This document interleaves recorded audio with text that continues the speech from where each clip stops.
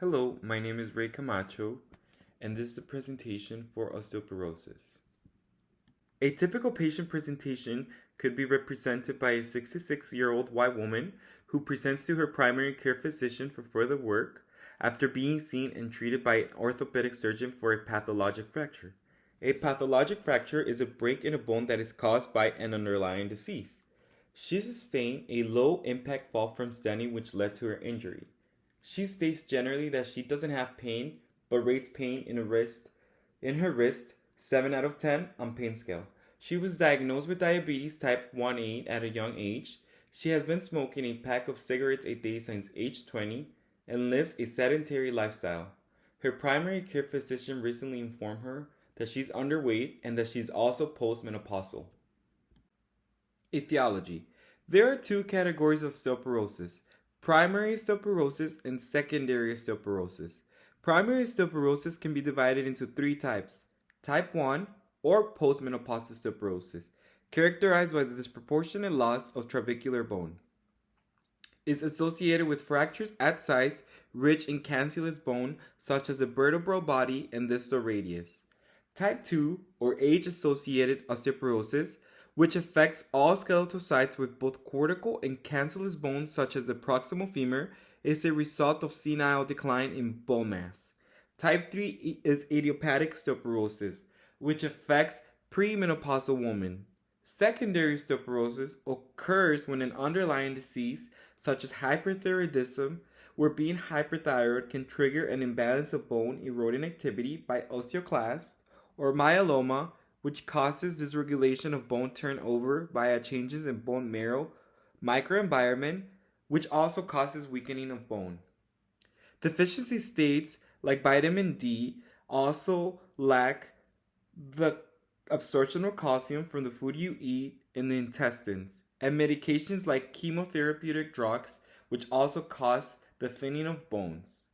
Although there are many causes of osteoporosis, the most common cause is estrogen deficiency in postmenopausal women. Background: osteoporosis is a systemic skeletal disease characterized by low bone mass and microarchitectural deterioration of bone tissue, with a consequent increase in bone fragility and susceptibility to fracture. Weak bones break easily, even from a simple fall. Osteoporosis is one main cause of pathologic fractures of the spine, hip, pelvis, and wrist in older people. This condition is often associated with women, but can also affect men. Some research suggests 1 in 2 women and 1 in 4 men over 50 will suffer a bone fracture due to osteoporosis. Approximately 10 million Americans have osteoporosis, and another 44 million have low bone density, placing them at increased risk. This means that half of all adult ages 50 and older are at risk of breaking a bone and should be concerned about bone health. Risk factors. The biggest risk factor of osteoporosis is age. Throughout your life, your body breaks down old bone and grows new bone. When you're in your 30s, your body starts breaking down bone faster than it's able to replace it. This leads to bone that's less dense and more fragile, and thus more prone to breakage. Menopause is another primary risk factor, which occurs in women around the ages of 45 to 55 years. Due to the change in hormone levels associated with it, menopause can cause a woman's body to lose bone even more quickly. Other risk factors of osteoporosis include being female, being Caucasian or Asian, having a family history of osteoporosis, poor nutrition, physical inactivity, smoking, low body weight, and small bone frame. Pathophysiology. Osteoblast versus osteoclast. Osteoporosis starts with knowing how bone formation and remodeling occurs. Bone undergoes both radial and longitudinal growth and is continually remodeled throughout our lives in response to microtrauma. Bone remodeling renews bone strength and mineral, preventing the accumulation of damaged bone. Bone remodeling occurs at discrete sites within the skeleton and proceeds in an orderly fashion. And bone resorption is always followed by bone formation, a phenomenon referred to as coupling. Osteoclasts derive from a hematopoietic precursors and are responsible for bone resorption, whereas osteoblasts from mesenchymal cells are responsible for bone formation. The two types of cells are dependent on each other for production and linked in the process of bone remodeling. Osteoblasts not only secrete and mineralize osteoid, but also appear to control the bone resorption carried out by osteoclasts. Osteoclasts require weeks to resorb bone, whereas osteoblasts needs months to produce new bone, and on average, bone formation takes 4 to 6 months to be completed. Also, in osteoporosis, the coupling mechanism between osteoclast and osteoblast is thought to be unable to keep up with the constant microtrauma to trabecular bone. The bone metabolism of postmenopausal women is characterized by high bone turnover, which is defined as continuous increase of bone resorption and bone formation. However, bone resorption exceeds bone formation after menopause, leading to an imbalance of bone remodeling and a rapid net bone loss.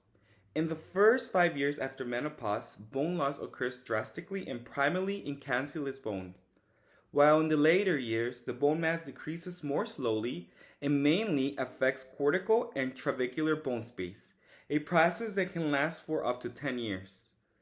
Bone remodeling increases substantially in the years after menopause and remains increased in older osteoporosis patients. Continuing with the pathophysiology, bone remodeling is based on a balance between osteoclasts and osteoblasts, which is crucial during bone growth, development, and regeneration. In bone remodeling, we encounter RANK, which stands for Receptor Activator of Nuclear Factor Kappa B ligand, which signals and regulates osteoclast formation, activation, and survival in normal bone modeling and remodeling, and in a variety of pathologic conditions characterized by increased bone turnover. Also, in bone remodeling, cells and cytokines are responsible for physiological osteoclast renewal. Osteoclast precursors may differentiate from the population of monocytes and macrophages. When RANK binds to receptor RANK in the presence of the trophic factor MCSF, which in turn binds to its receptor colony stimulating factor receptor 1, osteoclast precursors differentiate and fuse together to multinucleated bone resorbing osteoclasts. Under physiological conditions, the dominant source of RANK and MCSF in the bone marrow microenvironment is from the bone forming cells, the osteoblasts and their stromal cells precursors. Estrogen also regulates bone remodeling by suppressing RANK expression by T cells, mesenchymal stem cells, and osteoblasts. So when there is a lack of estrogen, this deficiency breaks the balance of osteoblasts and osteoclasts, resulting in progressive bone loss. Pathophysiology continue. Estrogen deficiency. Estrogen deficiency is a pivotal cause of postmenopausal bone loss and contributes to age-related bone loss in both sexes. At the cellular level, estrogen acts on multiple cell types, including T cells.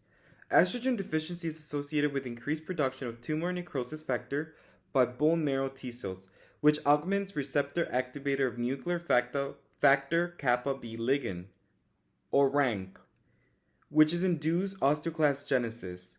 Moreover, estrogen deficiency alters the regulatory crosstalk between T cells and stromal cells, resulting in enhanced production of osteoclastogenic cytokines by stromal cells. Estrogen also has indirect positive effects on calcium metabolism, and its deficiency reduces both intestinal and renal calcium absorption. In addition, estrogen is a major regulator of bone metabolism in men, and low estrogen levels are associated with increased fracture risk, even in the setting of normal testosterone levels. Thus, although the causes of osteoporotic fractures are multifactorial, estrogen deficiency plays a prominent role in the pathogenesis of osteoporosis in both sexes.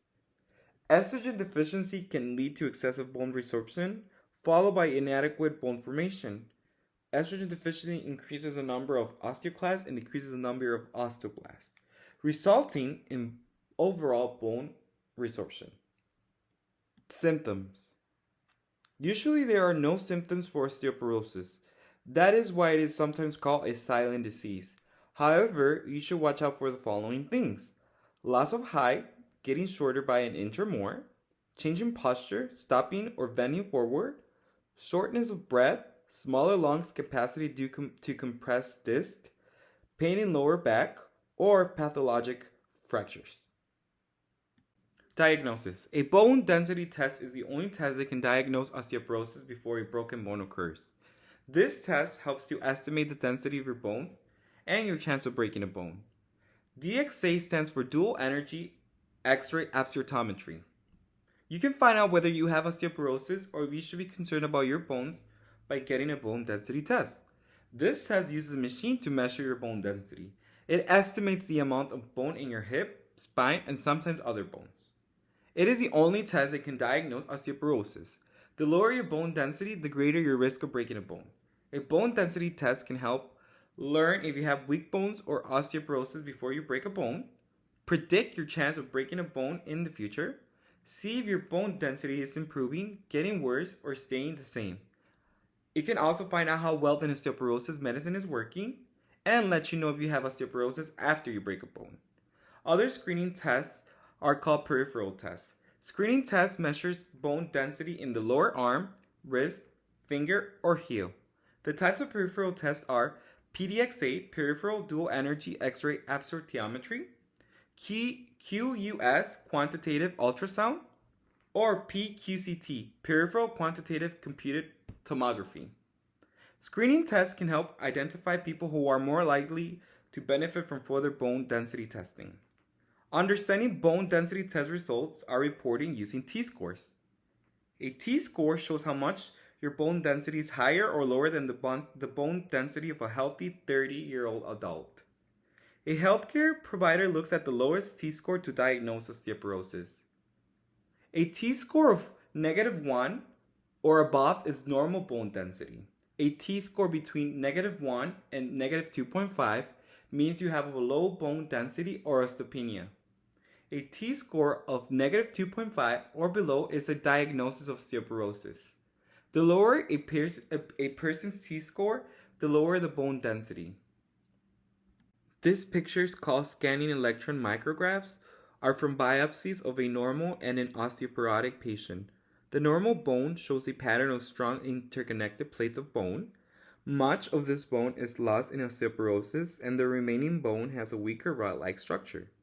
Moreover, some of these rods are completely disconnected. These bits of disconnected bone may be measured as bone mass, but contribute nothing to the bone strength. Treatments. Bisphosphonates are the most common osteoporosis drug treatments. They are typically the treatments recommended for women who are postmenopausal because they inhibit bone reabsorption by inducing apoptosis of osteoclasts, which prevents age-related bone loss and deterioration of bone microarchitecture. Examples of bisphosphonates include alendronate, an oral medication people take daily or once per week, ivandronate, available as a monthly oral tablet or as an intravenous injection that you get 4 times per year. Risdronate, available in daily, weekly, or monthly doses in an oral tablet. Zoledronic acid, available as an intravenous infusion that you get once every 1 or 2 years. There are 2 antibody drugs in the market.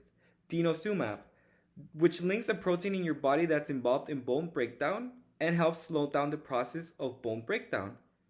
It helps maintain bone density, and it comes as an injection you get every 6 months. Romosumab, another antibody, helps to increase bone formation. It is intended for postmenopausal women with a high risk of fracture.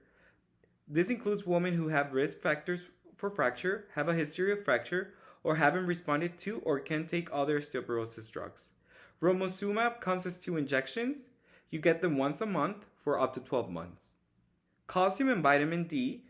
Even when you're taking any other medication listed above, doctors recommend getting plenty of calcium and vitamin D in your diet. That's because this mineral and vitamin together can help slow bone loss. Calcium is the primary mineral in your bones, and vitamin D helps your body absorb the calcium it needs. Calcium-rich foods include dairy products, dark green vegetables, enriched grains and breads, and soy products. Physical activity helps strengthen your bones, and it helps slow age-related bone loss and can slightly improve bone density in some cases. Exercise can also help improve your posture and balance, lowering your risk of falls. Fewer falls can mean fewer fractures.